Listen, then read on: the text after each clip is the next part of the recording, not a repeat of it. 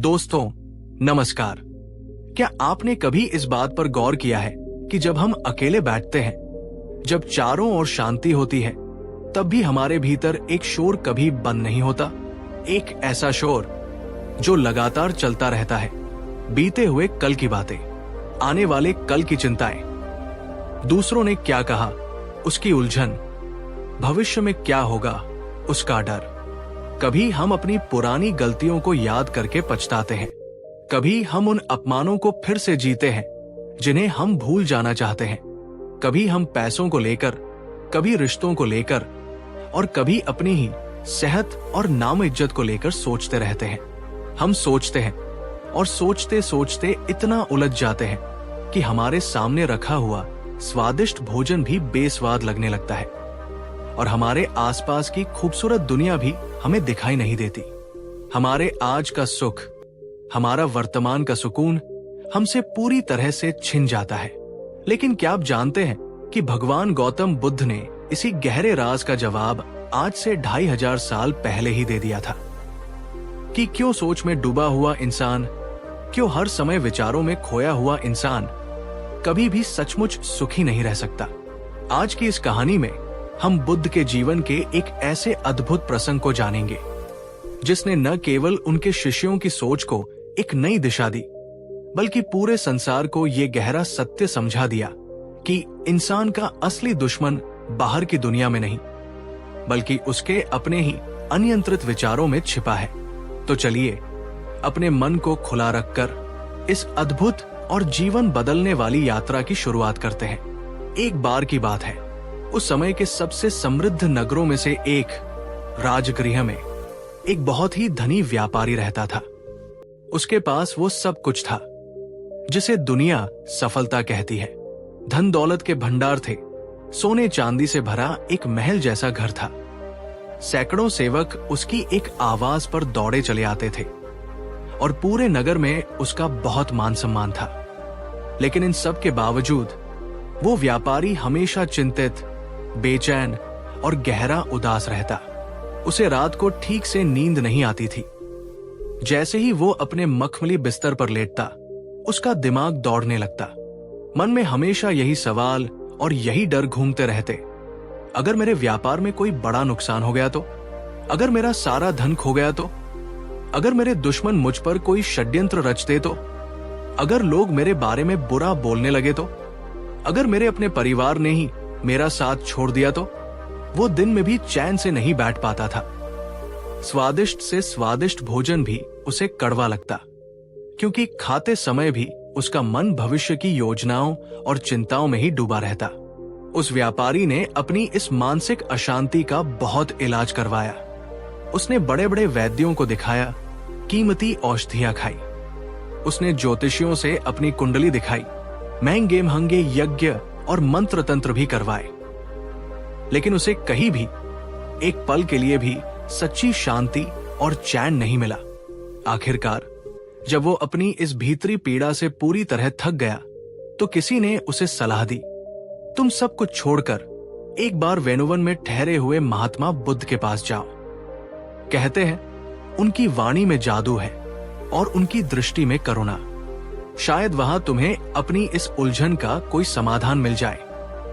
व्यापारी एक आखिरी उम्मीद लेकर बुद्ध के पास पहुंचा। उस समय बुद्ध एक शांत वृक्ष के नीचे अपने शिष्यों को उपदेश दे रहे थे। व्यापारी ने उनके चरणों में झुककर प्रणाम किया और हाथ जोड़कर बोला, भगवान, मेरे पास वो सब कुछ है जिसे पाने के लिए लोग पूरी जिंदगी लगा देते हैं, पर मेरे पास सुख नहीं है, शांति नहीं है। मेरा मन, भगवान, मेरा ये मन एक पल के लिए भी शांत नहीं होता। ये हर समय दिन रात बस सोचता ही रहता है। कृपा करके मुझे बताइए, मैं इतना सब कुछ होते हुए भी सुखी क्यों नहीं हो पा रहा हूं? व्यापारी का ये पीड़ा भरा प्रश्न सुनकर बुद्ध के चेहरे पर एक बहुत ही कोमल और गहरी मुस्कान आई। उन्होंने कोई लंबा चौड़ा उपदेश नहीं दिया। उन्होंने उस व्यापारी से एक बहुत ही सरल और चौंकाने वाला सवाल पूछा। उन्होंने कहा, ठीक है व्यापारी, मैं तुम्हारी समस्या का समाधान अवश्य करूंगा, लेकिन उससे पहले तुम मेरे एक छोटे से सवाल का जवाब दो। यदि तुम्हारे हाथ में आग का एक जलता हुआ अंगारा रखा हो तो क्या तुम्हें जलन और पीड़ा होगी या नहीं? व्यापारी ये अजीब सा सवाल सुनकर थोड़ा हैरान हुआ, लेकिन उसने तुरंत उत्तर दिया, बिल्कुल होगी भगवान। भला कौन मूर्ख अपने हाथ में आग का अंगारा रखेगा? वो तो तुरंत उसे फेंक देगा।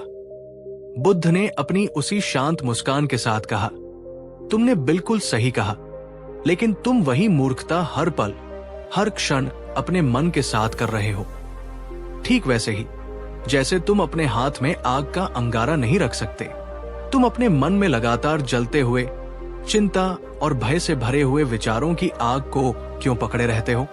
क्या तुम्हें यह दिखाई नहीं देता कि तुम्हें कोई और नहीं बल्कि तुम्हारे अपने ही विचार, तुम्हारी अपनी ही सोच उस जलते हुए अंगारे की तरह हर पल जला रही है, तुम्हें दुख और चिंता दे रही है? ये सुनकर व्यापारी पूरी तरह से चौंक गया। उसने आज तक कभी इस तरह से नहीं सोचा था।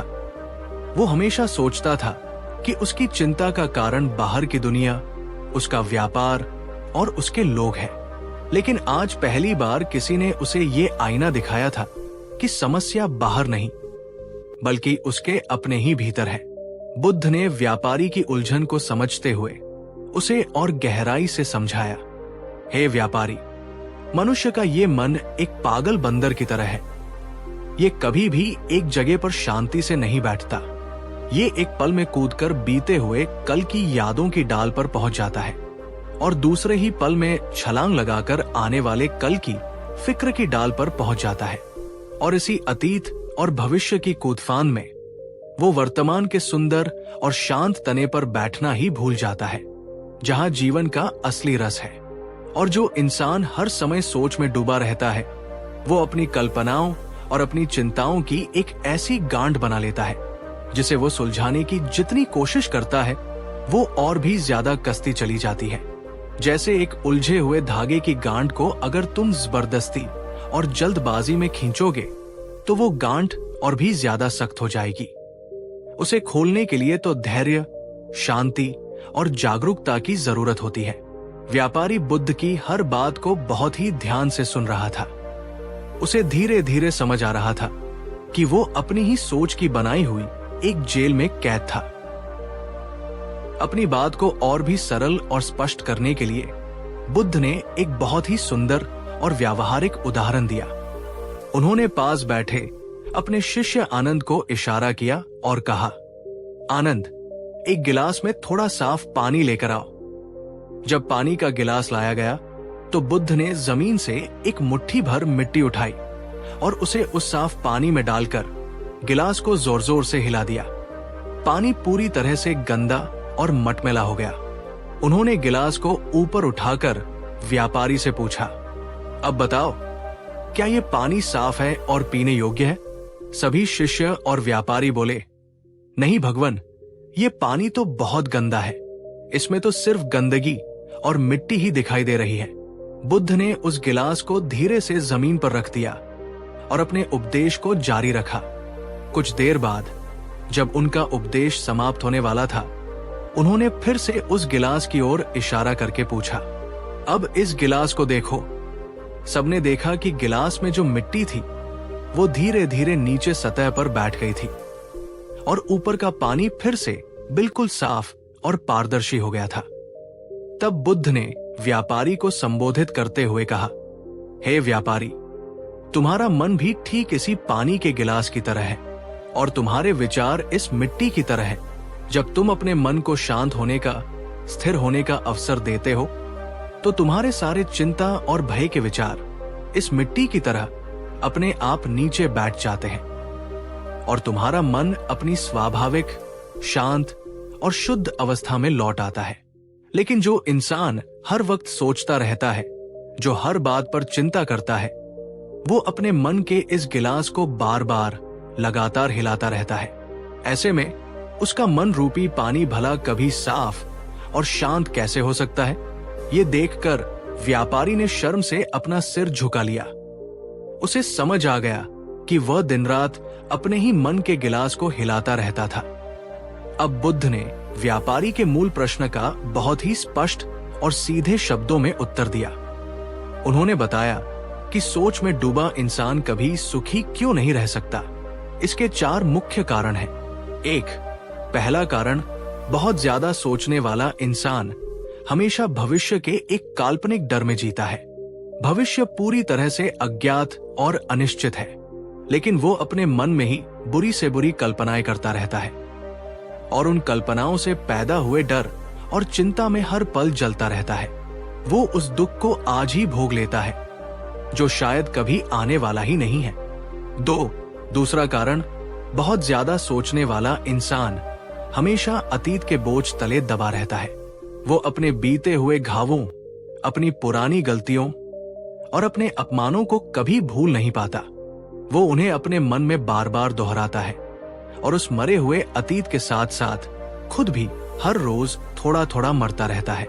3, तीसरा कारण, बहुत ज्यादा सोचने वाला इंसान अपने अनमोल वर्तमान को पूरी तरह से खो देता है। उसकी आंखों के सामने सूरज उगता है, फूल खिलते हैं, पक्षी गीत गाते हैं और उसके अपने बच्चे हंसते खेलते हैं। जीवन के ये सारे छोटे छोटे अनमोल सुख उसके पास होते हैं, लेकिन वह अपने विचारों की दुनिया में इतना खोया रहता है कि वो उन्हें देख ही नहीं पाता, उन्हें महसूस ही नहीं कर पाता। उसका जीवन उसके सामने से गुजर जाता है और उसे पता भी नहीं चलता। 4, चौथा और सबसे बड़ा कारण, बहुत ज्यादा सोचने वाला इंसान खुद को ही अपना सबसे बड़ा कैदी बना लेता है। उसे कैद करने वाला कोई और नहीं, कोई बाहरी दुश्मन नहीं, बल्कि उसके अपने ही विचारों का बनाया हुआ एक अदृश्य जाल होता है जो उसे हर तरफ से बांध लेता है और उसे कभी भी आजाद और हल्का महसूस नहीं करने देता। ये सब सुनकर व्यापारी ने हाथ जोड़कर बहुत ही विनम्रता से पूछा, भगवान, मैं ये तो समझ गया कि मेरी ये सोचने की आदत ही मेरे सारे दुखों का कारण है, पर मैं इस आदत को रोकूं कैसे? मैं जितना इसे रोकने की कोशिश करता हूं, ये उतनी ही ज्यादा ताकत से मुझ पर हावी हो जाती है। तब बुद्ध ने उसे अंतिम और सबसे महत्वपूर्ण समाधान बताया। उन्होंने उत्तर दिया, पुत्र, तुम विचारों को बलपूर्वक रोकने की गलती मत करना, क्योंकि तुम जिस चीज से लड़ते हो उसे और ज्यादा ऊर्जा देते हो। इसका उपाय है ध्यान, मेडिटेशन का अभ्यास। जब तुम शांति से बैठकर अपनी आती जाती सांस पर अपना पूरा ध्यान केंद्रित करते हो, जब तुम अपने मन को वर्तमान क्षण में टिकाना सीख जाते हो, तो तुम्हारे विचार बिना किसी लड़ाई के अपने आप ही धीरे धीरे शांत हो जाते हैं। उन्होंने आगे कहा, ध्यान का अर्थ विचारों को दबाना या खत्म करना नहीं है। ध्यान का अर्थ है अपने विचारों का साक्षी बन जाना, उन्हें बस आते और जाते हुए देखना, ठीक वैसे ही जैसे तुम आकाश में तैरते हुए बादलों को देखते हो। जब तुम उनसे लड़ना बंद कर देते हो तो वे तुम पर अपनी पकड़ खो देते हैं। वे आते हैं और चले जाते हैं और तुम शांत और स्थिर रहते हो, ठीक उस आकाश की तरह। उस धनी व्यापारी ने भगवान बुद्ध की ये गहरी बात मान ली। वो अपने महल लौटा, लेकिन अब उसका जीवन बदल चुका था। वो हर रोज सुबह और शाम कुछ समय के लिए अपने व्यापार और अपनी सारी चिंताओं को छोड़कर बस शांति से बैठकर ध्यान करने लगा। वो अपनी सांसों को देखने लगा, अपने विचारों का साक्षी बनने लगा।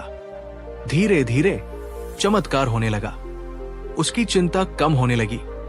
उसे रात को गहरी और सुकून भरी नींद आने लगी।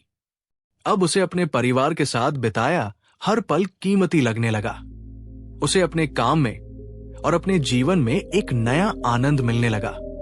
कुछ महीनों बाद वो फिर से बुद्ध को धन्यवाद देने आया। उसने कहा, भगवान, आपने मुझे वो खजाना दे दिया है जो मैं अपनी सारी दौलत से भी नहीं खरीद सकता था। अब मुझे असली सुख मिल गया है। ये सुख धन दौलत से नहीं, बल्कि अपनी सोच को छोड़ने से और अपने मन को शांत करने से मिलता है। दोस्तों, ये कहानी सिर्फ उस व्यापारी की नहीं है, ये कहानी हम सब की है। ये कहानी हमें ये गहरा सत्य सिखाती है कि सोचना जरूरी है, लेकिन हर समय सोचते रहना और सोच में डूबे रहना एक जहर की तरह है। मन को शांत करना और उसे वर्तमान में टिकाना सीखो, तभी तुम्हें सच्चा सुख मिलेगा। जो इंसान वर्तमान क्षण में जीना सीख जाता है, वही सच्चा आनंद और सच्ची शांति पाता है। तो दोस्तों, कैसी लगी आपको भगवान बुद्ध की ये अद्भुत और जीवन बदलने वाली कहानी? क्या आप भी कभी कभी बहुत ज्यादा सोचकर अपने ही विचारों के जाल में फंसकर परेशान हो जाते हैं? अगर हाँ, तो आज से बुद्ध की इस शिक्षा को याद रखिए। विचारों की इस आग को छोड़ो, ध्यान से अपने मन को शांत करो और इस खूबसूरत जीवन को सिर्फ सोचो नहीं, बल्कि जीना सीखो। अगर ये कहानी आपको अच्छी लगी हो और इसने आपके मन को थोड़ा भी छुआ हो, तो इस वीडियो को एक लाइक जरूर कीजिए। नीचे कमेंट करके बताइए कि आपको बुद्ध की कौन सी सीख सबसे ज्यादा पसंद आई और क्या आप भी आज से ध्यान का अभ्यास शुरू करेंगे। और इस कहानी को अपने उन सभी दोस्तों और परिवारजनों के साथ शेयर कीजिए जो अक्सर ज्यादा सोचकर परेशान रहते हैं। शायद ये कहानी उनका जीवन भी बदल सके। हमारे चैनल को सब्सक्राइब करना न भूलें, क्योंकि हम ऐसी ही गहरी और जीवन बदलने वाली कहानियां आपके लिए लाते रहते हैं। धन्यवाद। दोस्तों, पिछले एपिसोड में हमने उस धनी व्यापारी की कहानी सुनी जिसे भगवान बुद्ध ने ये गहरा राज समझाया था कि क्यों सोच में डूबा हुआ इंसान कभी भी सचमुच सुखी नहीं रह सकता। हमने जाना कि हमारे अपने ही अनियंत्रित विचार एक जलते हुए अंगारे की तरह हैं, जो हमें भीतर ही भीतर जलाते रहते हैं। लेकिन कहानी वहां खत्म नहीं हुई थी। वो तो सिर्फ समस्या की पहचान थी। असली सवाल तो अब शुरू होता है। अगर ज्यादा सोचना ही हमारे दुख और अशांति का कारण है, तो इस मन को, इस पागल बंदर को शांत कैसे किया जाए? ये सिर्फ उस व्यापारी का सवाल नहीं था। ये सवाल आज भी हम सबका है। और यही सवाल एक दिन भगवान बुद्ध के सबसे प्रिय और जिज्ञासु शिष्य ने भी उनसे पूछा था। उस शिष्य की गहरी जिज्ञासा और बुद्ध का वो अद्भुत, सरल और क्रांतिकारी उत्तर इतना गहरा था कि जिसने भी उसे अपने जीवन में उतारा, उसका जीवन हमेशा के लिए बदल गया। तो आइए, आज की इस कहानी में, इस यात्रा के दूसरे पड़ाव पर हम जानते हैं भगवान गौतम बुद्ध और मन की शांति का वो अनमोल रहस्य। बुद्ध के आश्रम में एक बहुत ही युवा और प्रतिभाशाली भिक्षु था। उसका नाम था आनंद। आनंद बुद्ध के सबसे करीबी शिष्यों में से एक थे। वे हर समय बुद्ध की सेवा में रहते, उनके हर उपदेश को कंठस्थ कर लेते। लेकिन उनका स्वभाव बचपन से ही बहुत जिज्ञासु और विचारशील था। वे हर बात की गहराई में जाते, हर चीज पर सोचते और हर सिद्धांत पर सवाल करते। एक तरफ उनका ये गुण उन्हें ज्ञान के मार्ग पर आगे बढ़ा रहा था, लेकिन दूसरी तरफ उनकी यही सोचने की आदत उनके ध्यान में सबसे बड़ी बाधा बन रही थी। रात को जब विहार में परम शांति छा जाती, जब बाकी सभी भिक्षु अपनी सांसों में डूबकर ध्यान की गहराइयों में उतर जाते, तब आनंद अपने ही विचारों के तूफान से जूझ रहा होता। जैसे ही वो आंखें बंद करता, उसके मन में सवालों और चिंताओं की एक लहर उठ खड़ी होती। क्या मैं सच में सही मार्ग पर हूं? क्या मैं कभी बुद्ध जैसा बन पाऊंगा? अगर मेरा ये पूरा जीवन व्यर्थ चला गया तो? अगर मुझे कभी भी वो परम शांति नहीं मिली जिसकी तलाश में मैंने अपना घर परिवार छोड़ा है, तो क्या होगा? मेरे मन में इतने बुरे विचार क्यों आते हैं? क्या मैं एक अच्छा भिक्षु नहीं हूं? ये सब सोच सोचकर वो और भी ज्यादा बेचैन और दुखी हो जाता। वो ध्यान करने बैठता, लेकिन उसका पूरा समय अपने ही विचारों से लड़ने में बीत जाता। एक दिन जब उसकी ये भीतरी पीड़ा असहनीय हो गई, तो वो सुबह सुबह बुद्ध के चरणों में जाकर बैठ गया। उसकी आंखों में आंसू थे। उसने बहुत ही विनम्रता से कहा, भगवान, मैं बहुत परेशान हूं। मैं आपकी हर बात सुनता हूं, मैं ध्यान करने का पूरा प्रयास करता हूं, लेकिन मेरा ये मन, ये एक पल के लिए भी शांत ही नहीं होता। मैं जितना इसे शांत करने की कोशिश करता हूं, ये उतना ही और अशांत हो जाता है। विचार एक के बाद एक आते ही रहते हैं, मैं उन्हें रोक नहीं पाता। भगवान, कृपा करके मुझे बताइए, इस चंचल मन को आखिर शांत कैसे किया जाए? आनंद का ये मासूम और सच्चा सवाल सुनकर बुद्ध के चेहरे पर एक बहुत ही कोमल और प्रेमपूर्ण मुस्कान आई। उन्होंने कोई जटिल दार्शनिक उत्तर नहीं दिया। उन्होंने एक बहुत ही सरल प्रश्न पूछा। उन्होंने कहा, आनंद, अगर मैं तुमसे कहूं कि जाओ और इस हवा को अपनी मुट्ठी में कैद करके ले आओ, तो क्या यह संभव है? आनंद ने थोड़ा सोचा और कहा, नहीं भगवान, ये तो असंभव है। हवा को पकड़ा नहीं जा सकता, उसे कैद नहीं किया जा सकता। बुद्ध ने कहा, तुमने बिल्कुल सही कहा। ठीक वैसे ही तुम्हारे विचार भी इस हवा की तरह ही है। वे भी तुम्हारे मन के आकाश में बहने वाली एक हवा है।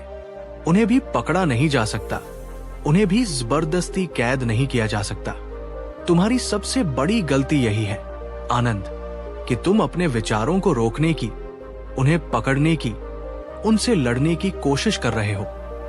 और तुम जितना उन्हें रोकने की कोशिश करोगे, वे उतनी ही और तेजी से और ज्यादा ताकत से तुम्हारे पास आएंगे। लेकिन अगर तुम उनसे लड़ना छोड़ दो, अगर तुम उन्हें बस आने और जाने दो, जैसे तुम हवा को आने जाने देते हो, तो तुम पाओगे कि वे कुछ देर बाद अपने आप ही शांत हो जाएंगे। ये बुद्ध की शिक्षा का सबसे क्रांतिकारी सूत्र था। विचारों से लड़ो मत, उन्हें बस देखो। आनंद अभी भी थोड़ी उलझन में था। उसे ये बात पूरी तरह से समझ नहीं आ रही थी। उसकी उलझन को देखकर बुद्ध ने उसे एक और बहुत ही गहरी कहानी सुनाई। बुद्ध ने कहा, आनंद, सोचो कि तुम जंगल से गुजर रहे हो और अचानक तुम्हें एक शिकारी का तीर आकर लग जाता है। उस तीर के लगने से तुम्हें शारीरिक दर्द तो होगा ही। ये स्वाभाविक है। ये जीवन का पहला तीर है जिससे शायद कोई नहीं बच सकता। जीवन में अप्रिय घटनाएं होंगी ही, लेकिन अगर उस तीर के लगने के बाद तुम वही बैठकर रोने लगो और सोचने लगो, ये तीर मुझे ही क्यों लगा? उस शिकारी ने मुझे ही क्यों मारा? अब मेरा क्या होगा? क्या मैं बचूंगा या मर जाऊंगा? हाय, मेरा कितना दुर्भाग्य है। तो ये तुम्हारा सोचना, ये तुम्हारी चिंता एक दूसरे तीर की तरह है जो तुम अब खुद ही अपने मन में, अपने उसी घाव पर मार रहे हो। पहला तीर शरीर को चोट पहुंचाता है जो कुछ समय में भर भी जाएगी, लेकिन ये दूसरा तीर जो तुम्हारे अपने विचारों का है, वो तुम्हारी आत्मा को चोट पहुंचाता है और उसका घाव बहुत गहरा होता है। आनंद, जो व्यक्ति बहुत ज्यादा सोचता है, वो जीवन में हर छोटी बड़ी घटना पर ये दूसरा तीर खुद ही अपने मन में बार बार मारता रहता है, और यही कारण है कि वो कभी भी सच्ची शांति नहीं पा सकता। ये सुनकर आनंद की आंखें खुल गई। उसे समझ आया कि बाहरी घटनाओं से ज्यादा उन घटनाओं पर उसकी अपनी सोच ही उसे ज्यादा पीड़ा दे रही थी। अब आनंद ने पूछा, भगवान, ये तो मैं समझ गया कि मुझे विचारों से लड़ना नहीं है, लेकिन ये देखने का अभ्यास कैसे किया जाए? इसका व्यावहारिक तरीका क्या है? तब बुद्ध ने आनंद को मन को शांत करने के कुछ बहुत ही सरल और व्यावहारिक अभ्यास बताए, जिन्हें आज भी दुनिया भर में लाखों लोग अपना रहे हैं। एक, पहला अभ्यास, अपनी सांस पर ध्यान दो। बुद्ध ने कहा, जब भी तुम्हारा मन अतीत या भविष्य के विचारों में भटकने लगे, तो बस अपना पूरा ध्यान अपनी आती जाती सांस पर ले आओ। बस महसूस करो, ये सांस अंदर जा रही है, ये सांस बाहर आ रही है। तुम्हारी सांस हमेशा वर्तमान क्षण में होती है। जैसे ही तुम सांस से जुड़ते हो, तुम्हारा मन भी अपने आप वर्तमान में टिक जाता है और विचार शांत होने लगते हैं। दो, दूसरा अभ्यास, चलते समय ध्यान करो। बुद्ध ने कहा, जब तुम चलते हो तो सिर्फ चलो, तुम्हारा मन कहीं और न भटके। अपना पूरा ध्यान अपने कदमों पर रखो। महसूस करो कि जब तुम दाया कदम उठाते हो तो कैसा लगता है, जब बाया कदम उठाते हो तो कैसा लगता है, जमीन से तुम्हारे पैरों का स्पर्श कैसा है। जब तुम अपने हर कदम के प्रति इतने जागरूक हो जाते हो, तो मन के पास भटकने के लिए कोई जगह ही नहीं बचती। वो भी तुम्हारे साथ वर्तमान में ही चलता है। तीन, तीसरा अभ्यास, अपनी भावनाओं का निरीक्षण करो। बुद्ध ने सिखाया, अगर तुम्हारे मन में गुस्सा आए तो उस गुस्से को दबाओ मत और न ही उस पर अमल करो। बस अपने मन के भीतर एक दर्शक की तरह उसे पहचानो और एक नाम दे दो, ये गुस्सा है। अगर दुख आए तो उसे भी देखो और कहो, ये दुख है। जब हम अपनी भावनाओं को बिना किसी जजमेंट के सिर्फ पहचानते हैं और उन्हें एक नाम दे देते हैं, तो वे हम पर अपनी पकड़ खो देती है। हम उनके गुलाम नहीं बनते, बल्कि उनके मालिक बन जाते हैं। बुद्ध ने अपनी बात को और स्पष्ट करने के लिए एक और सुंदर उदाहरण दिया। उन्होंने आनंद से कहा, आनंद, अपने मन को एक तेज बहती हुई नदी की तरह कल्पना करो और तुम्हारे विचार उस नदी में बहते हुए अनगिनत पत्ते, टहनियां और लकड़ियों की तरह हैं। अगर तुम नदी के बीच में खड़े होकर हर एक लकड़ी और हर एक पत्ते को पकड़ने की कोशिश करोगे, उन्हें रोकने की कोशिश करोगे, तो क्या होगा? आनंद ने कहा, भगवन, मैं बहुत जल्दी थक जाऊंगा और शायद नदी के तेज बहाव में बह भी जाऊंगा। बुद्ध ने कहा, बिल्कुल सही, लेकिन अगर तुम नदी के बीच से निकलकर किनारे पर एक शांत चट्टान पर बैठ जाओ और बस उन लकड़ियों और पत्तों को बहते हुए देखते रहो, तो क्या होगा? आनंद ने कहा, भगवन, तब मैं शांत रहूंगा और नदी अपने आप उन सब चीजों को बहाकर आगे ले जाएगी। बुद्ध ने मुस्कुराकर कहा, आनंद, तुम्हारे विचार भी ठीक ऐसे ही हैं। अगर तुम हर एक विचार से चिपकोगे, हर एक विचार से लड़ोगे, तो तुम दुखी और अशांत हो जाओगे। लेकिन अगर तुम ध्यान रूपी किनारे पर बैठकर एक साक्षी की तरह अपने विचारों को बस आते और जाते हुए देखने लगोगे, तो तुम्हारा मन अपने आप ही शांत और निर्मल हो जाएगा। आनंद ने भगवान बुद्ध की इन गहरी और व्यावहारिक बातों को अपने हृदय में उतार लिया। उसने उसी दिन से विचारों से लड़ने की बजाय उन्हें देखने का अभ्यास शुरू किया। शुरुआत में यह बहुत मुश्किल था। उसका मन बार बार भटकता, हजारों विचार आते, लेकिन उसने हार नहीं मानी। वो बुद्ध की बात को याद करता और बार बार बहुत ही प्रेम और धैर्य के साथ अपने ध्यान को वापस अपनी सांस पर ले आता। वो अपने विचारों को पकड़ता नहीं, बस उन्हें आकाश में तैरते बादलों की तरह आते और जाते हुए देखता रहा। और फिर धीरे धीरे चमत्कार होने लगा। उसके विचारों के बीच का अंतराल बढ़ने लगा। उसके मन का शोर कम होने लगा। अब उसे रात को गहरी और शांत नींद भी अच्छी आने लगी। उसके चेहरे पर वो बेचैनी और उलझन गायब हो गई और उसकी जगह एक गहरी शांति और संतोष की चमक दिखाई देने लगी। एक दिन उसने बुद्ध के पास जाकर कहा, भगवान, अब मैं समझ गया। मन को शांत करने का राज उससे लड़ना या उसे दबाना नहीं है, बल्कि उसे एक मित्र की तरह समझना और बस उसे देखना है। बुद्ध ने आनंद की प्रगति देखकर कहा, हाँ आनंद, तुमने सत्य को जान लिया है। याद रखो, ये मन एक पागल बंदर की तरह है। इसे पूरी तरह से काबू करना या खत्म करना शायद संभव नहीं है, लेकिन इसे सही दिशा देना, इसे प्रशिक्षित करना और इसका मित्र बनना संभव है। जब तुम वर्तमान क्षण में जीना सीख जाते हो, जब तुम अपने विचारों को बिना किसी राग द्वेष के आते जाते हुए देखना सीख जाते हो, तो ये मन स्वयं ही तुम्हारा सबसे अच्छा मित्र और सबसे बड़ा सेवक बन जाता है। और जो मन शांत हो गया, वो एक गहरे और शांत सागर की तरह हो जाता है, जिसकी सतह पर लहरें तो उठ सकती है, लेकिन उसकी गहराइयों में परम शांति होती है, और वही सच्चा और स्थायी सुख है। दोस्तों, भगवान बुद्ध और उनके शिष्य आनंद का ये गहरा प्रसंग हमें मन को शांत करने का एक बहुत ही वैज्ञानिक और मनोवैज्ञानिक मार्ग दिखाता है।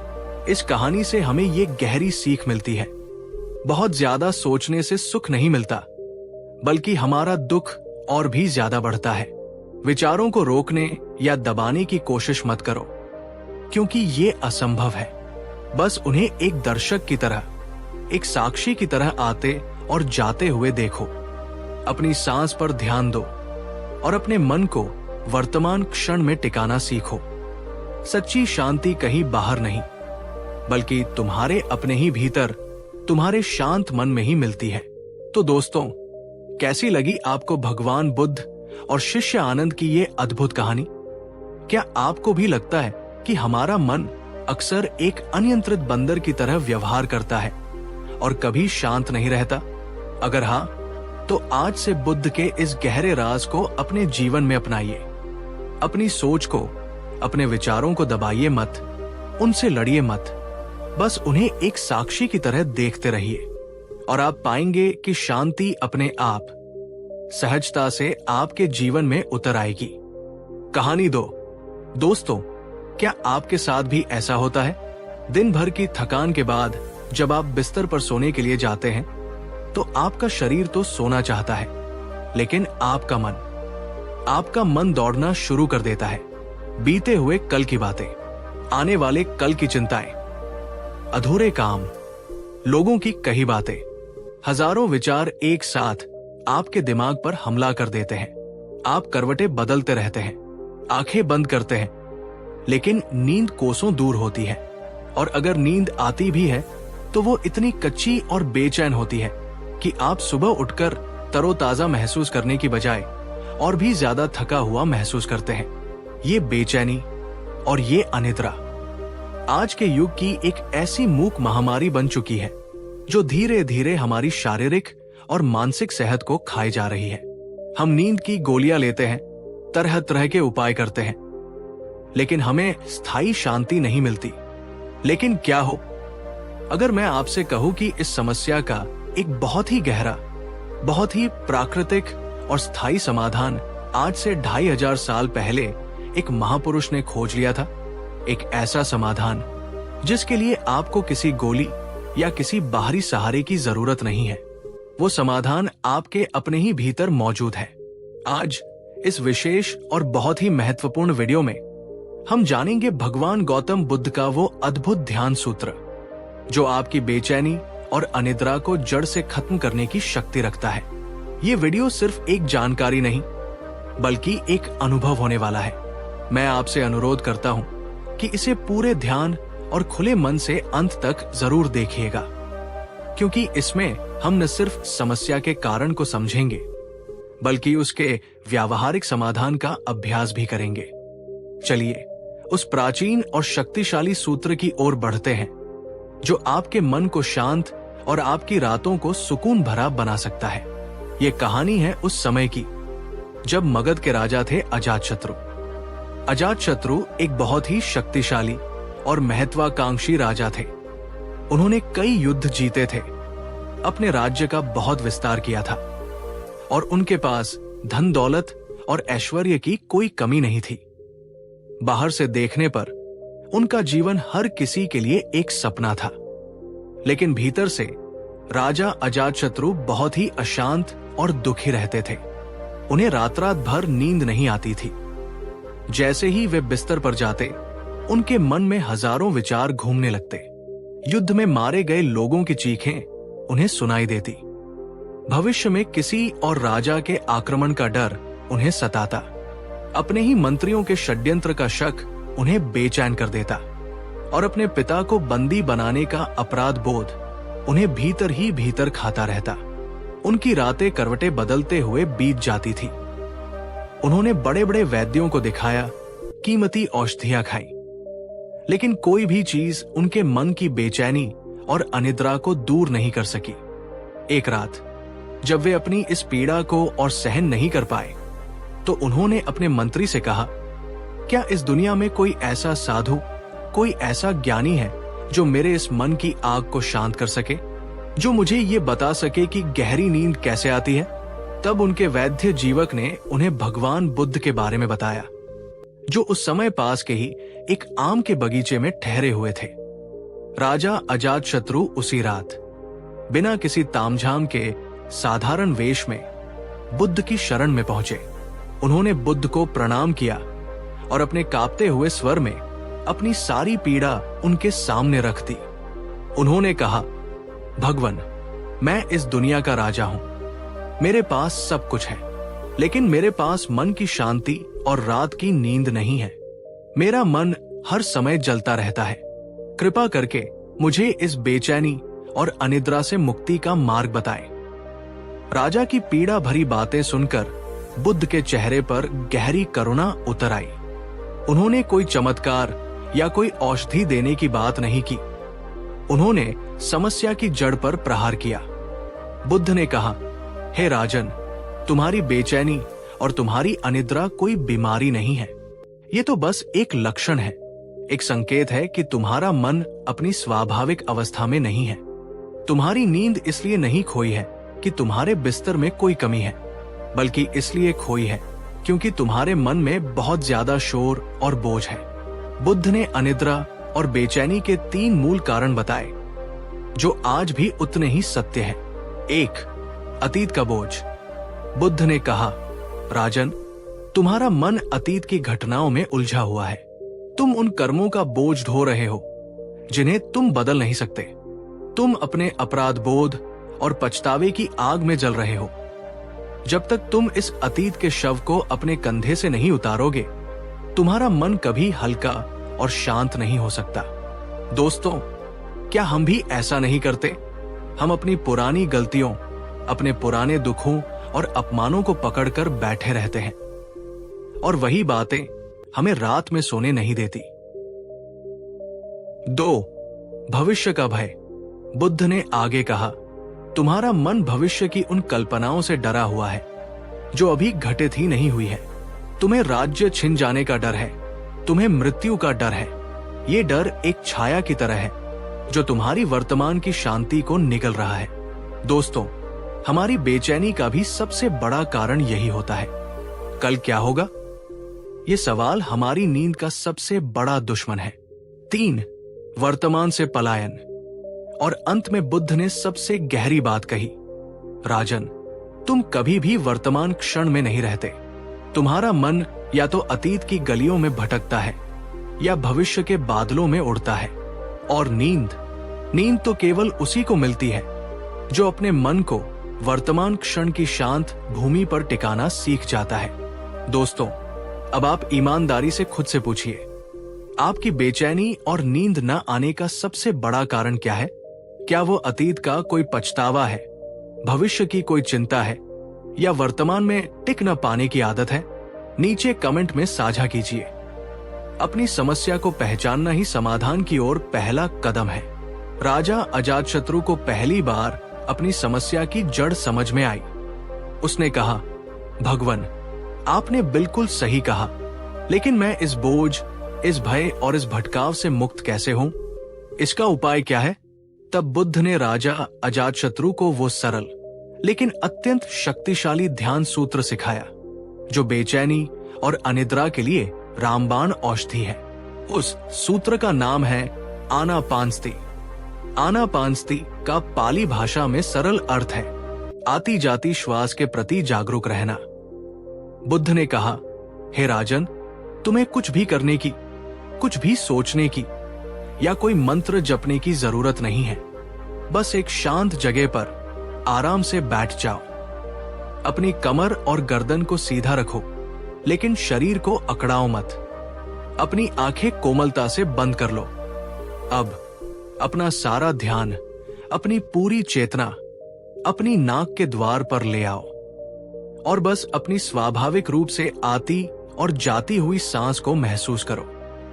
देखो, जैसे एक द्वारपाल अपने द्वार पर खड़े होकर हर आने जाने वाले व्यक्ति को देखता है, ठीक वैसे ही तुम भी अपनी नाक के द्वार पर एक साक्षी बनकर बैठ जाओ और अपनी हर आती जाती सांस को देखो। बुद्ध ने इसे और सरल करते हुए समझाया, जब सांस भीतर आ रही है तो तुम बस ये जानो कि सांस भीतर आ रही है। जब सांस बाहर जा रही है तो तुम बस ये जानो कि सांस बाहर जा रही है।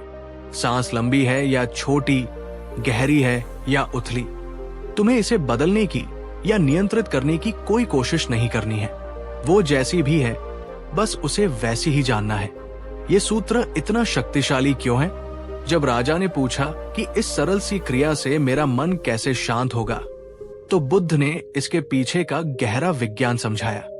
1. ये मन को वर्तमान में लाता है। बुद्ध ने कहा, तुम्हारी सांस हमेशा वर्तमान क्षण में ही होती है। वो न तो अतीत में हो सकती है, न भविष्य में। जब तुम अपना पूरा ध्यान अपनी सांस पर टिका देते हो तो तुम्हारा मन भी अतीत और भविष्य की यात्रा छोड़कर वर्तमान क्षण में वापस लौट आता है और वर्तमान क्षण में कोई चिंता, कोई बेचैनी नहीं होती। 2. ये विचारों के तूफान को शांत करता है। तुम्हारा मन एक समय में एक ही जगह पर पूरी तरह से ध्यान केंद्रित कर सकता है। जब तुम उसे अपनी सांस को देखने का काम दे देते हो तो उसके पास व्यर्थ के विचारों में उलझने के लिए कोई ऊर्जा ही नहीं बचती। विचार आएंगे, लेकिन जैसे ही तुम्हें याद आए तुम अपना ध्यान वापस अपनी सांस पर ले आओ। धीरे धीरे विचारों के बीच का अंतराल बढ़ने लगेगा और मन शांत हो जाएगा। 3. ये शरीर को शिथिल करता है। जब तुम गहरी और लयबद्ध सांस लेते हो और उसे देखते हो तो ये तुम्हारे तंत्रिका तंत्र, नर्वस सिस्टम को एक गहरा संदेश भेजता है कि सब कुछ सुरक्षित है। इससे तुम्हारे शरीर का तनाव कम होता है, तुम्हारी हृदय गति धीमी होती है और तुम्हारा शरीर नींद के लिए तैयार होने लगता है। क्या आप इस सरल लेकिन शक्तिशाली तकनीक को आज रात सोने से पहले आजमाना चाहेंगे? ये सिर्फ 10 मिनट का अभ्यास आपके जीवन को बदल सकता है।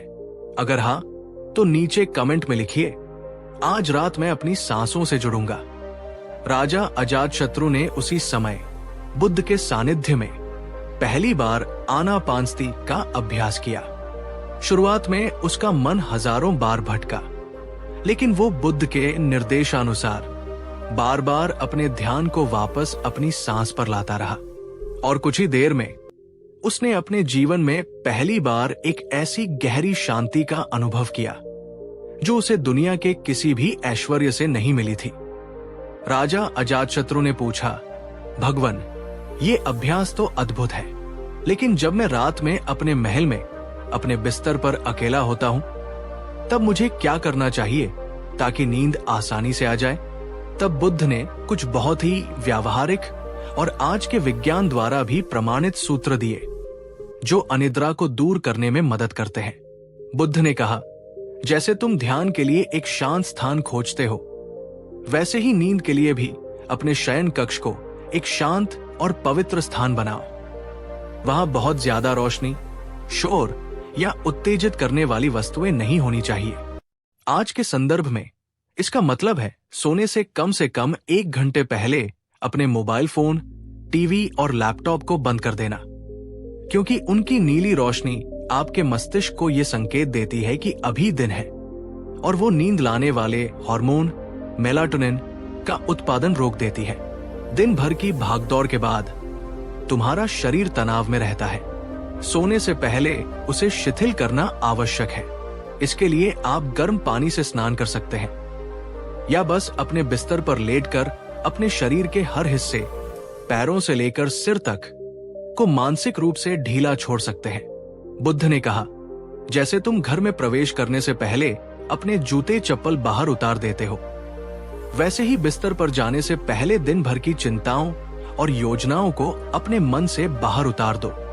इसका एक बहुत अच्छा तरीका है जर्नलिंग। सोने से पहले एक डायरी में अपने मन में चल रही सभी चिंताओं, अधूरे कामों और अगले दिन की योजनाओं को लिख ले।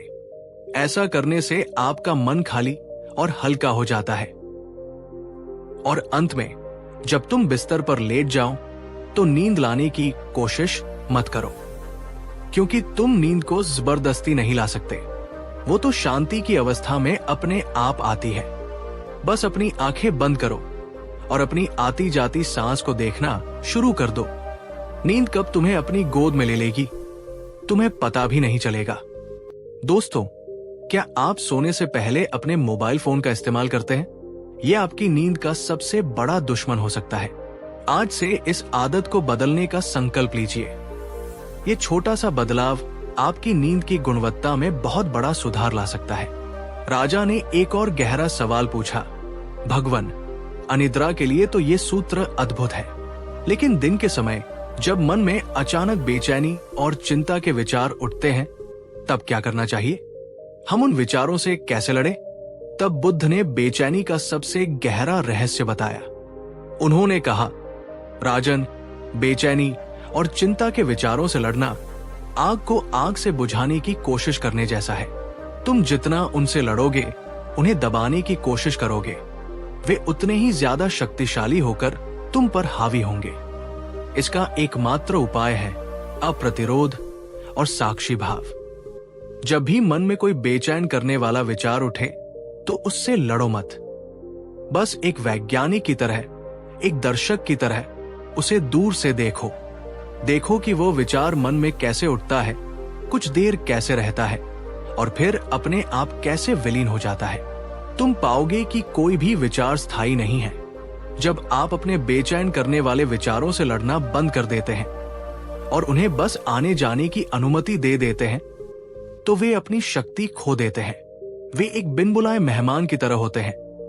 जब आप उन्हें कोई तवज्जो नहीं देते तो वे थोड़ी देर रुककर अपने आप चले जाते हैं।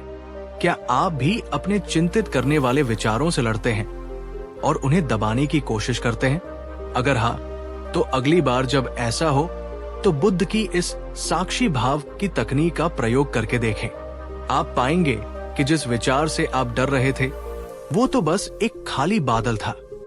उस रात राजा अजातशत्रु ने बुद्ध की शिक्षाओं को अपने जीवन में उतारा।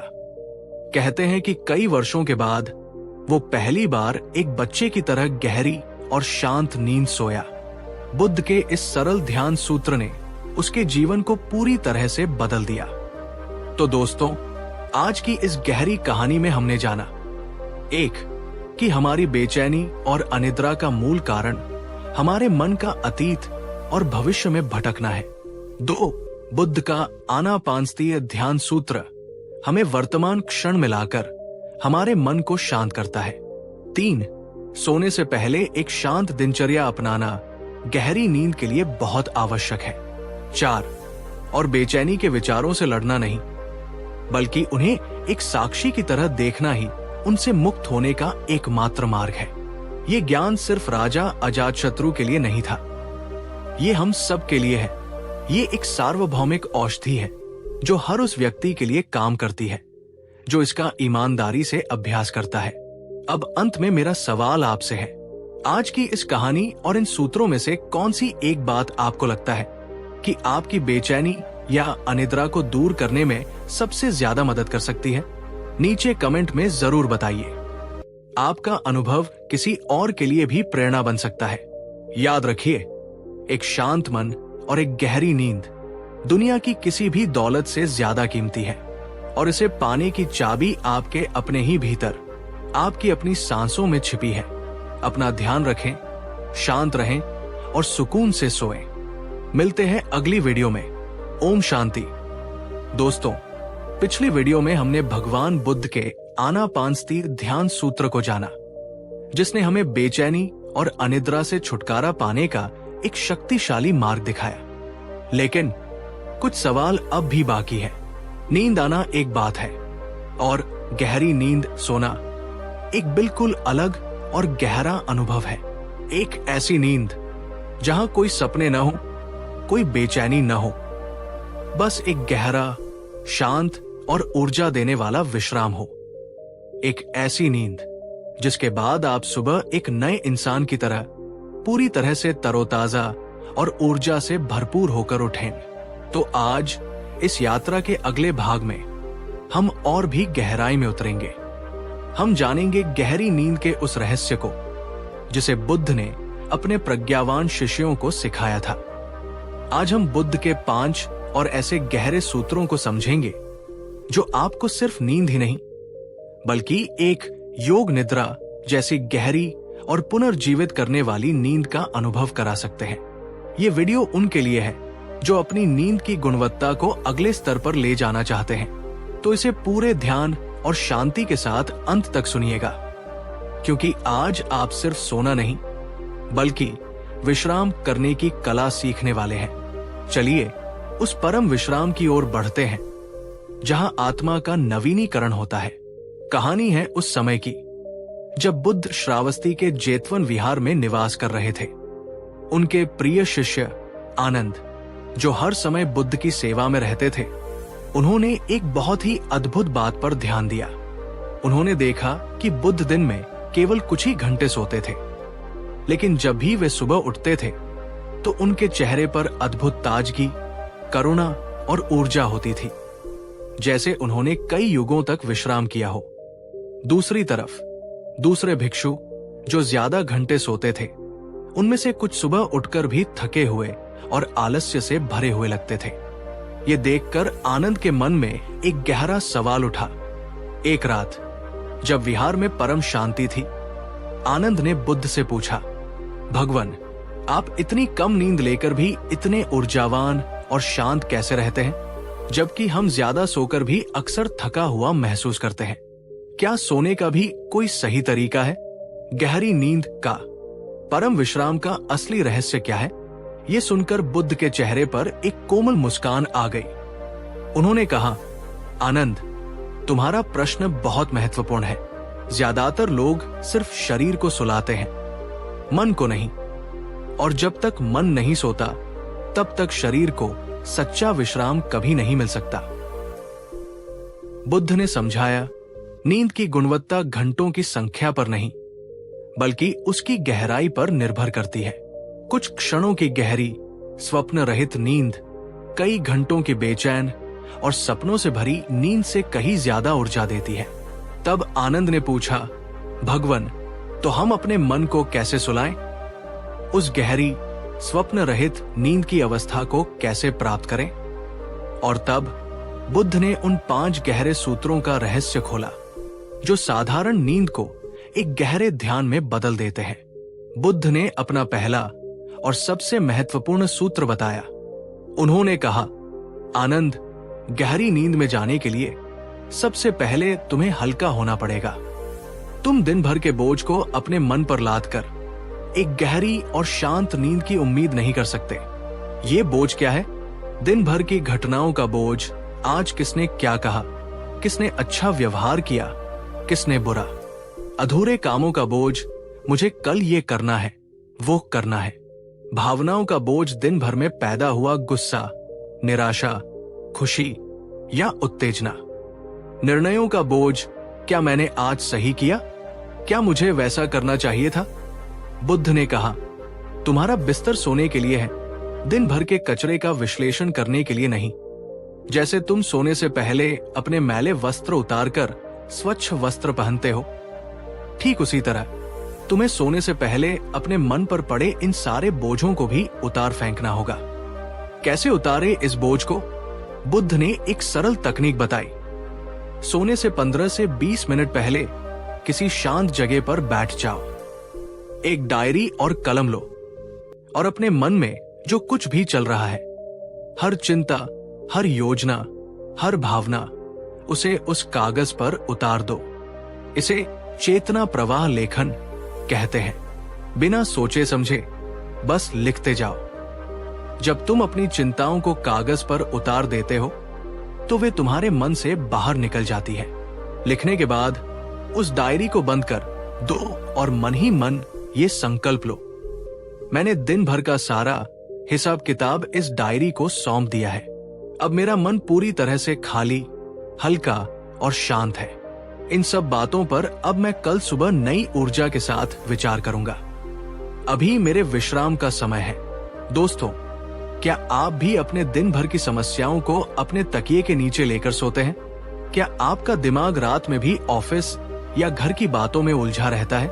अगर हाँ, तो आज रात सोने से पहले इस राइटिंग डाउन तकनीक का प्रयोग जरूर करें।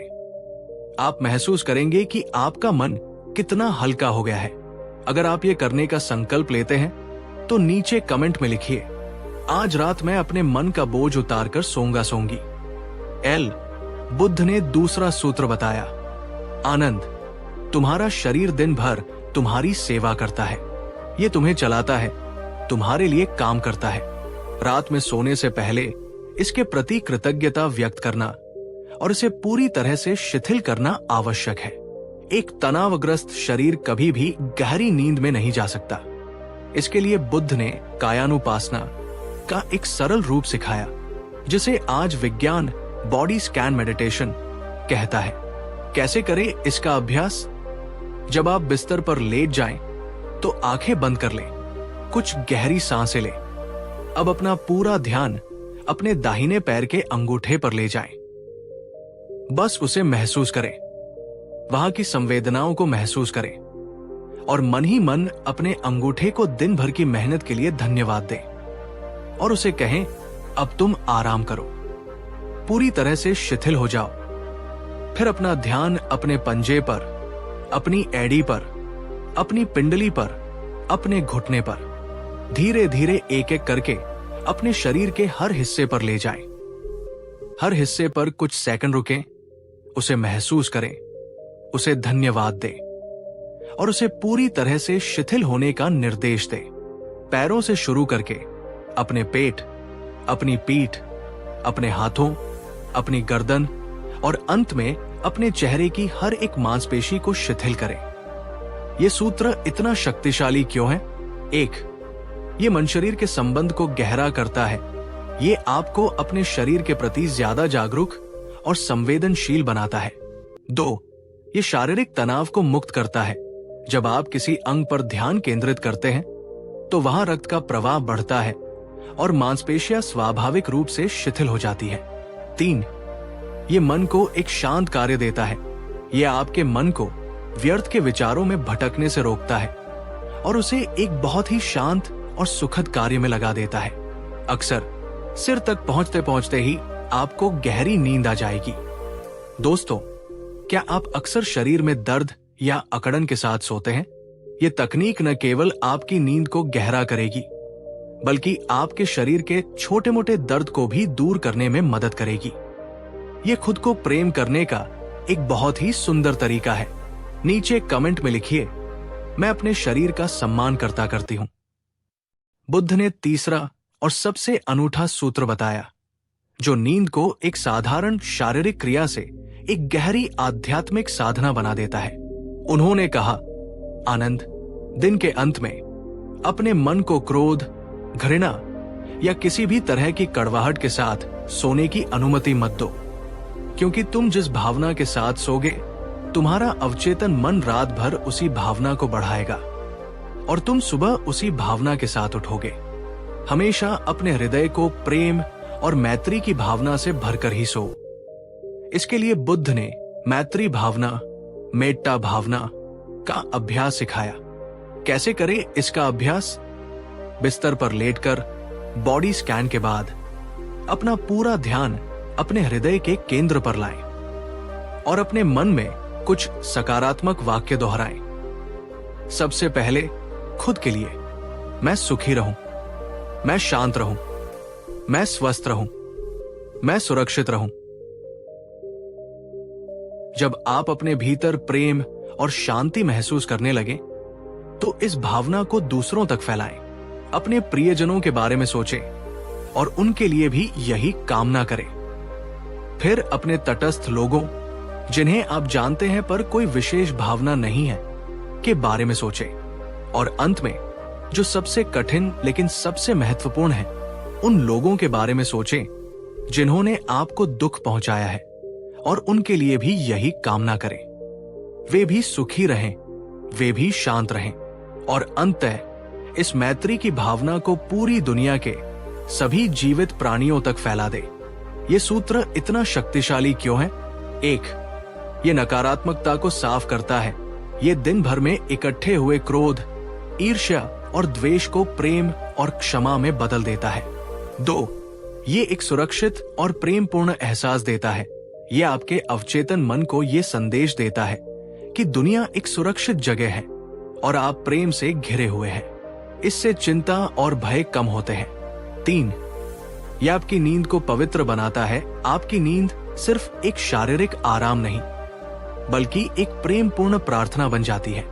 क्या आप भी अक्सर किसी के प्रति गुस्से या नाराजगी के साथ सो जाते हैं? अगर हाँ, तो आप अनजाने में अपने मन में जहर घोल रहे हैं।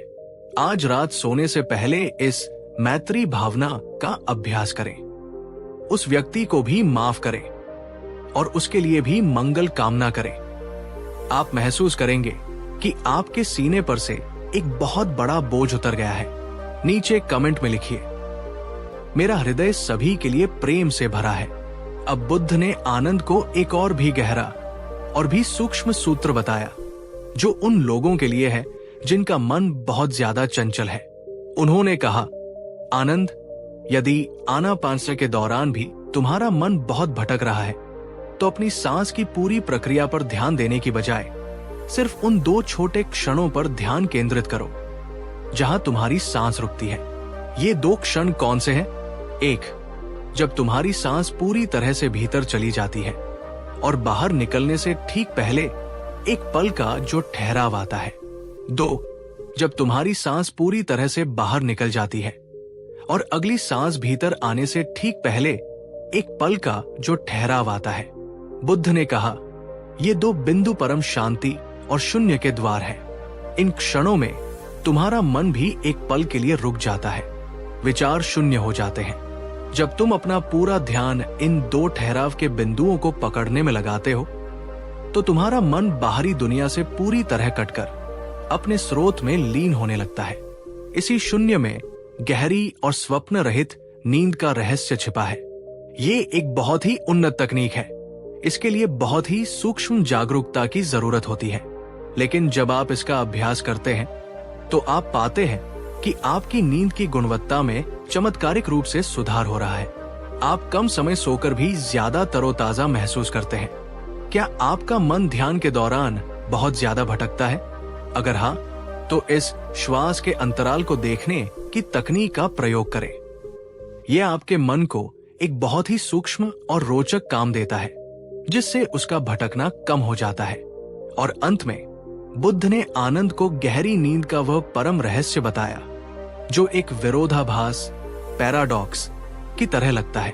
उन्होंने कहा, आनंद गहरी नींद का अंतिम सूत्र है, सोने का प्रयास ही छोड़ देना।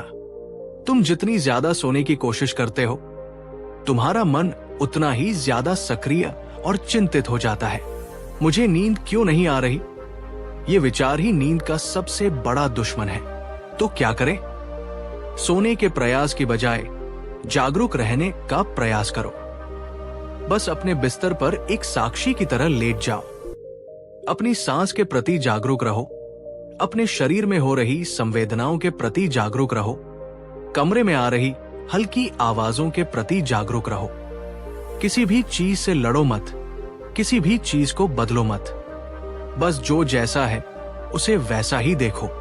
जब तुम सोने का सारा प्रयास छोड़ देते हो और जागरूकता में विश्राम करने लगते हो तो तुम मन पर से प्रदर्शन करने का दबाव हटा देते हो और तभी तुम्हारा शरीर और मन स्वाभाविक रूप से बिना किसी प्रयास के अपने आप गहरी नींद की अवस्था में उतर जाते हैं। नींद एक मेहमान की तरह है। जब तुम उसके लिए दरवाजा खुला छोड़ देते हो तभी वह चुपके से अंदर आती है। यही योग निद्रा का सार है। ये एक ऐसी अवस्था है जहां तुम सो भी रहे होते हो और जागे हुए भी होते हो। ये परम विश्राम की अवस्था है। कहानी, एक ज़ेन मठ में एक शिष्य को नींद नहीं आती थी। वो हर रात सोने की बहुत कोशिश करता और परेशान रहता। एक रात गुरु ने उसे देखा और कहा, आज रात तुम सोने की कोशिश मत करना, बस सारी रात जागकर अपनी सांस को देखते रहना। शिष्य ने वैसा ही किया। उसने सोने का सारा तनाव छोड़ दिया और बस अपनी सांस को देखने लगा और उसे पता भी नहीं चला कि कब उसे अपने जीवन की सबसे गहरी नींद आ गई। क्या आप भी नींद को लेकर बहुत ज्यादा चिंता करते हैं? अगर हाँ, तो आज रात ये प्रयोग करें। सोने की कोशिश छोड़ दें, बस जागरूक होकर लेटे रहें। देखें क्या होता है। नीचे कमेंट में लिखिए, मैं प्रयास नहीं समर्पण करूंगा। तो दोस्तों, आज हमने बुद्ध के उन 5 गहरे सूत्रों को जाना जो हमें परम विश्राम और गहरी नींद की ओर ले जाते हैं। 1. दिन भर के बोझ को उतार फेंकना। 2. शरीर के हर अंग को धन्यवाद देकर शिथिल करना। 3. हृदय को मैत्री और प्रेम से भरकर सोना। 4. श्वास के बीच के अंतराल को देखना। 5. और अंततः सोने का प्रयास छोड़कर जागरूकता में विश्राम करना। ये सिर्फ सोने की तकनीकें नहीं है, ये जीवन जीने की एक कला है। ये एक गहरा आध्यात्मिक अभ्यास है जो आपकी रातों को ही नहीं बल्कि आपके दिनों को भी शांति, प्रेम और ऊर्जा से भर देगा।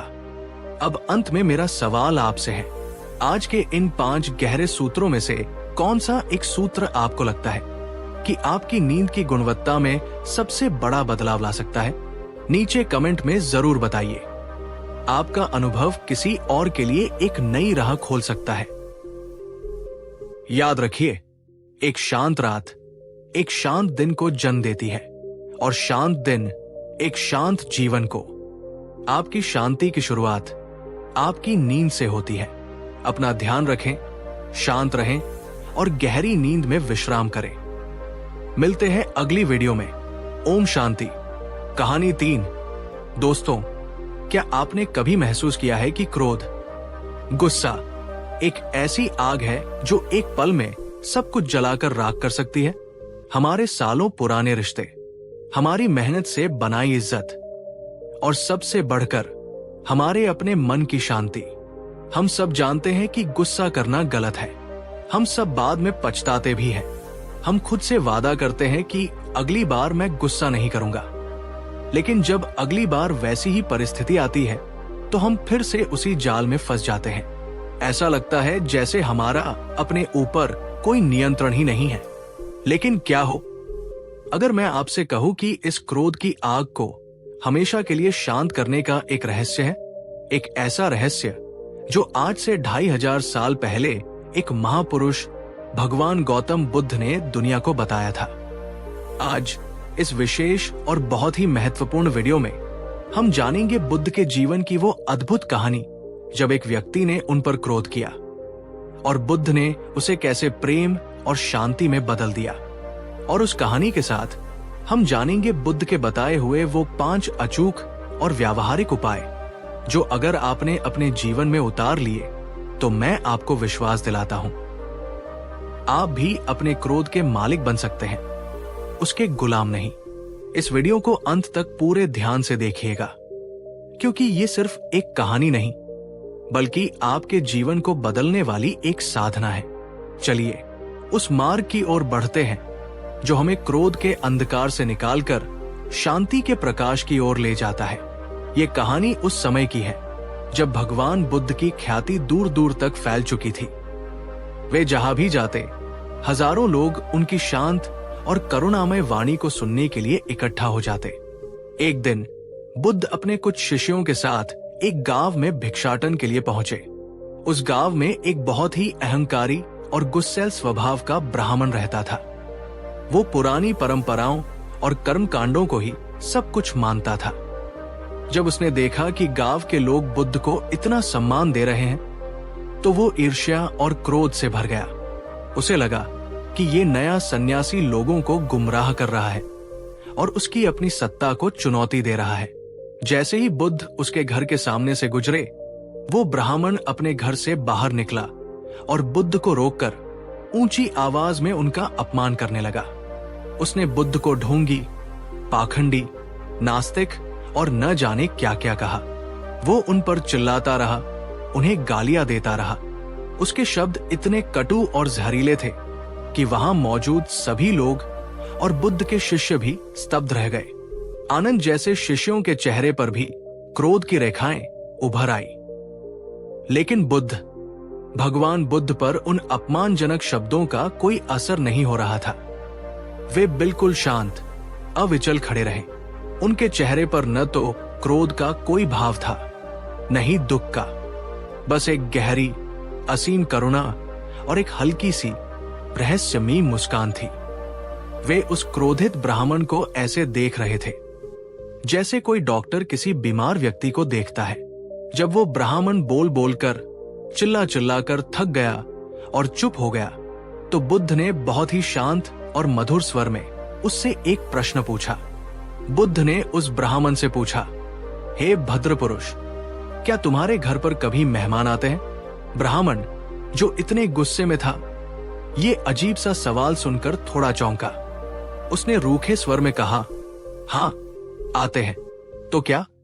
बुद्ध ने फिर पूछा, और जब वे आते हैं तो क्या तुम उनके लिए कुछ भेंट, कुछ उपहार लेकर जाते हो? ब्राह्मण ने कहा, हाँ, मैं उनके लिए फल और मिठाइयां लेकर जाता हूं। तब बुद्ध ने अपना सबसे महत्वपूर्ण सवाल पूछा, बहुत अच्छा, लेकिन ये बताओ, अगर तुम किसी के लिए कोई उपहार लेकर जाओ और वो व्यक्ति उस उपहार को लेने से इनकार कर दे, उसे स्वीकार न करे, तो वो उपहार किसका हुआ? ब्राह्मण ने थोड़ा सोचा और फिर पूरे आत्मविश्वास से कहा, अगर वो स्वीकार नहीं करेगा तो वो उपहार मेरा ही रहेगा। मैं उसे वापस अपने घर ले आऊंगा।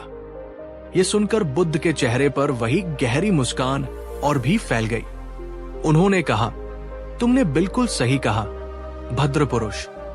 ठीक इसी तरह पिछले कुछ समय से तुम मुझे क्रोध और अपशब्दों का उपहार दे रहे थे, लेकिन मैंने तुम्हारा ये उपहार लेने से इनकार कर दिया है। मैंने इसे स्वीकार नहीं किया। तो अब बताओ, ये क्रोध और ये गालियां किसकी हुई? ये सुनकर वो ब्राह्मण पूरी तरह से निशब्द हो गया। उसके पास कोई जवाब नहीं था। उसकी सारी अकड़, सारा गुस्सा एक पल में पिघल गया। उसे पहली बार अपनी गलती का एहसास हुआ। वो समझ गया कि उसका क्रोध बुद्ध को छू भी नहीं पाया, बल्कि वो जहर उसी के भीतर रह गया था। वो बुद्ध के चरणों में गिर पड़ा और उनसे क्षमा मांगने लगा। दोस्तों, इस कहानी में क्रोध से मुक्ति का सबसे पहला और सबसे गहरा सूत्र छिपा है। कोई भी व्यक्ति आपको क्रोधित नहीं कर सकता जब तक कि आप उसके व्यवहार या उसके शब्दों को व्यक्तिगत रूप से स्वीकार न करें। जब कोई आपका अपमान करता है तो ये उसका कर्म है, उसकी समस्या है। लेकिन उस अपमान को अपने मन में ले लेना और क्रोधित होना, ये आपका चुनाव है। अगर आप उस उपहार को स्वीकार ही न करें तो वो आपको प्रभावित कैसे कर सकता है? क्या आप भी अक्सर दूसरों की बातों को दिल पर ले लेते हैं और घंटों तक क्रोधित रहते हैं? अगर हाँ, तो आज से बुद्ध की इस अस्वीकृत उपहार की तकनीक को याद रखिए। नीचे कमेंट में लिखिए, मैं दूसरों की नकारात्मकता को स्वीकार नहीं करूंगी। उस ब्राह्मण को क्षमा करने के बाद बुद्ध ने उसे और अपने सभी शिष्यों को क्रोध की आग को शांत करने के 5 बहुत ही व्यावहारिक और अचूक उपाय बताए। ये उपाय आज भी उतने ही कारगर हैं। बुद्ध ने कहा, क्रोध एक छोटी सी चिंगारी की तरह है। अगर तुम उस पर तुरंत प्रतिक्रिया की हवा दोगे तो वो एक विनाशकारी आग बन जाएगी। लेकिन अगर तुम उस पर धैर्य और शांति का पानी डालोगे तो वो वही बुझ जाएगी। इसका व्यावहारिक अर्थ है, जब भी कोई ऐसी स्थिति आए जो आपको गुस्सा दिलाए, तो तुरंत कुछ भी बोलने या करने से पहले बस कुछ पलों के लिए रुक जाओ। एक गहरी सांस लो। ये आपके दिमाग को ऑक्सीजन देता है और आपकी लड़ो या भागो वाली प्रतिक्रिया को शांत करता है। 10 तक गिनती गिनो। ये आपको उस भावनात्मक आवेग से बाहर निकलने के लिए कुछ सेकंड का समय देता है। एक गिलास पानी पियो। ये एक शारीरिक क्रिया है जो आपके ध्यान को आपके गुस्से से हटाती है। ये छोटा सा ठहराव आपको आवेग में बहने से रोकता है और आपको अपने विवेक का प्रयोग करने का अवसर देता है। जो व्यक्ति तुरंत प्रतिक्रिया देता है वो हमेशा पछताता है। जो रुककर प्रतिक्रिया देता है वो हमेशा जीतता है। क्या आप भी गुस्से में तुरंत बोल पड़ते हैं और बाद में पछताते हैं? अगर हाँ, तो आज से इस ठहराव के नियम का अभ्यास कीजिए। ये आपके जीवन को बदल सकता है। नीचे कमेंट में लिखिए, प्रतिक्रिया से पहले मैं रुकूंगा। बुद्ध ने कहा, जब कोई तुम पर क्रोध करे तो उसे अपना दुश्मन मत समझो।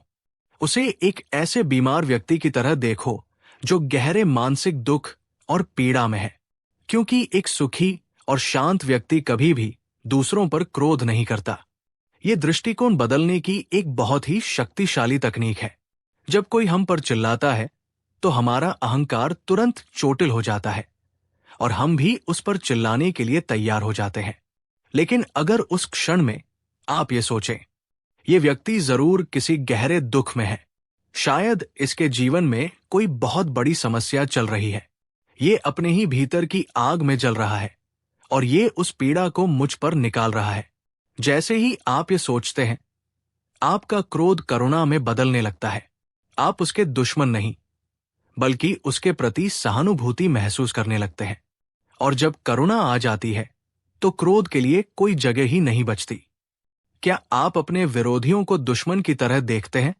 अगली बार जब कोई आप पर गुस्सा करे तो उसे एक बीमार व्यक्ति की तरह देखने का प्रयास करें। आप पाएंगे कि आपका अपना गुस्सा अपने आप शांत हो गया है। नीचे कमेंट में लिखिए, मैं क्रोध को करुणा से जीतूंगा जीतूंगी। बुद्ध एक महान मनोवैज्ञानिक थे। उन्होंने सिखाया कि हर भावना पहले शरीर में एक संवेदना के रूप में प्रकट होती है। उन्होंने कहा, क्रोध सिर्फ एक विचार नहीं है, ये तुम्हारे शरीर में बहने वाली एक ऊर्जा है। यदि तुम इस ऊर्जा को उसके शुरुआती स्तर पर ही पहचानना सीख जाओ तो तुम उसे एक बड़े विस्फोट में बदलने से पहले ही शांत कर सकते हो। इसका अभ्यास है शारीरिक जागरूकता। जब भी आपको गुस्सा आना शुरू हो तो एक पल के लिए अपनी आंखें बंद करें और अपने शरीर पर ध्यान दें। देखो, तुम्हारे शरीर में कहां-कहां तनाव पैदा हो रहा है। क्या तुम्हारे जबड़े कस रहे हैं? क्या तुम्हारी मुट्ठियां भिंच रही है? क्या तुम्हारी सांसें तेज और छोटी हो गई है? क्या तुम्हारे पेट में या सीने में कोई जलन या जकड़न महसूस हो रही है? जब तुम इन शारीरिक संकेतों के प्रति जागरूक हो जाते हो तो तुम क्रोध को उसके शुरुआती चरण में ही पकड़ लेते हो और फिर तुम सचेत रूप से उन अंगों को ढीला छोड़ सकते हो, अपनी सांसों को गहरा कर सकते हो और उस ऊर्जा को फैलने से रोक सकते हो।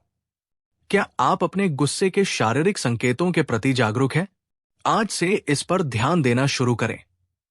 ये एक बहुत ही शक्तिशाली तकनीक है जो आपको अपने ही शरीर का डॉक्टर बना देती है। बुद्ध की सबसे गहरी शिक्षाओं में से एक है अनित्यता का सिद्धांत, यानी इस दुनिया में कुछ भी स्थायी नहीं है। उन्होंने कहा, जिस बात पर तुम आज इतना क्रोधित हो रहे हो, जरा शांति से बैठकर सोचो, क्या यह बात 1 घंटे बाद भी उतनी ही महत्वपूर्ण होगी? क्या ये 1 दिन बाद भी उतनी ही मायने रखेगी? या 1 साल बाद? या तुम्हारे जीवन के अंत में? तुम पाओगे कि 99% चीजें जिन पर हम गुस्सा करते हैं वे पूरी तरह से क्षणिक और महत्वहीन होती है। ये एक बहुत ही शक्तिशाली चिंतन है जो हमें परिप्रेक्ष्य, पर्सपेक्टिव देता है। हम अक्सर बहुत छोटी छोटी तुच्छ बातों पर अपनी कीमती मानसिक शांति और ऊर्जा बर्बाद कर देते हैं। उसने मुझे पार्टी में नमस्ते क्यों नहीं किया? उसने मेरी पोस्ट लाइक क्यों नहीं की? जब भी ऐसी किसी बात पर गुस्सा आए तो खुद से ये सवाल पूछें, क्या यह बात वास्तव में इतनी बड़ी है कि मैं इसके लिए अपनी शांति को दांव पर लगा दूं? आप पाएंगे कि ज्यादातर मामलों में जवाब नहीं होगा। क्या आप भी छोटी छोटी बातों पर बहुत ज्यादा गुस्सा हो जाते हैं? अगर हां, तो इस अनित्यता के चिंतन का अभ्यास करें। यह आपको अनावश्यक क्रोध से बचाएगा। नीचे कमेंट में लिखिए, मैं अपनी शांति को छोटी छोटी बातों के लिए बर्बाद नहीं करूंगा। और अंत में, बुद्ध ने क्रोध का सिर्फ इलाज ही नहीं बल्कि उससे हमेशा के लिए मुक्त होने का, उसे जड़ से खत्म करने का उपाय बताया। उन्होंने कहा, क्रोध एक अंधेरे की तरह है। तुम अंधेरे से लड़ नहीं सकते, उसे डंडे से मारकर बाहर नहीं निकाल सकते। अंधेरे को मिटाने का एक ही तरीका है, प्रकाश का एक छोटा सा दिया जला दो। ठीक इसी तरह क्रोध और घृणा के अंधेरे को मिटाने का एकमात्र तरीका है अपने हृदय में प्रेम और करुणा, मैत्री का दिया जलाना। यह है मैत्री भावना का अभ्यास।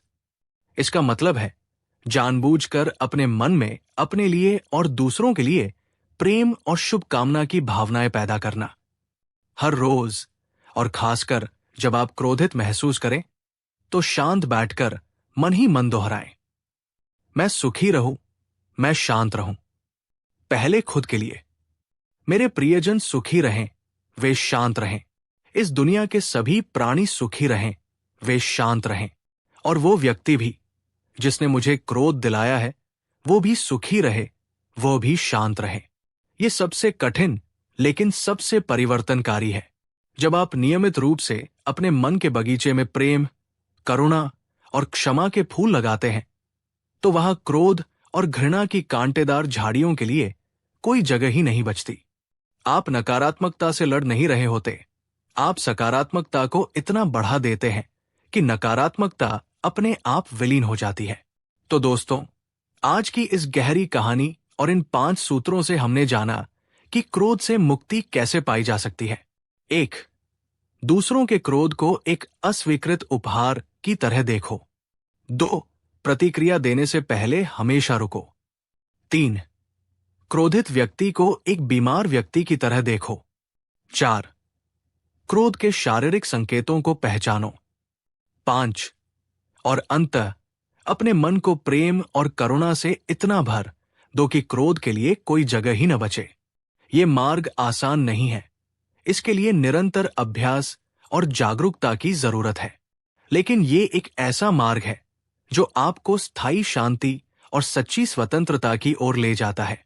अब अंत में मेरा सवाल आपसे है, आज के इन 5 उपायों में से कौन सा एक उपाय आपको लगता है कि आप आज से ही अपने जीवन में अपनाना शुरू कर सकते हैं?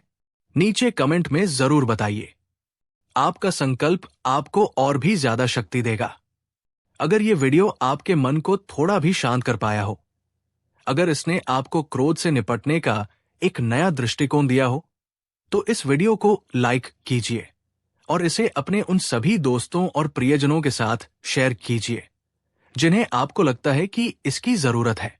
और ऐसी ही गहरी और जीवन बदलने वाली शिक्षाओं के लिए हमारे चैनल को सब्सक्राइब करना न भूलें।